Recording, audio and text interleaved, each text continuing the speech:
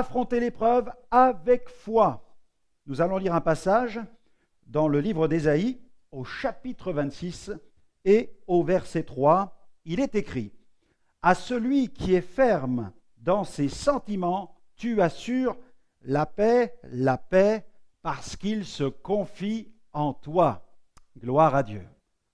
Si Jésus, le Fils de Dieu, n'a pas été épargné par les diverses épreuves, ne soyez pas surpris de devoir y faire face vous aussi. L'apôtre Paul a traversé de nombreuses épreuves. La marche chrétienne n'est pas toujours une croisière de rêve. Elle peut réserver de mauvaises surprises.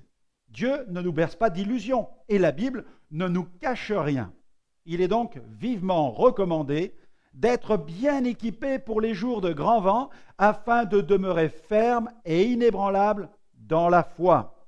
La Bible dit d'ailleurs que le Dieu de toute grâce, qui vous a appelé en Jésus-Christ à sa gloire éternelle, après que vous aurez souffert un peu de temps, il vous perfectionnera lui-même, vous affermira, vous fortifiera, vous rendra inébranlable. Gloire à Dieu.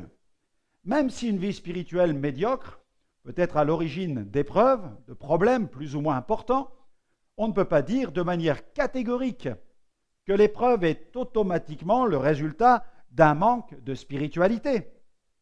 L'apôtre Paul, qui est une des principales figures du christianisme, le modèle incontesté de consécration, a traversé de nombreuses épreuves.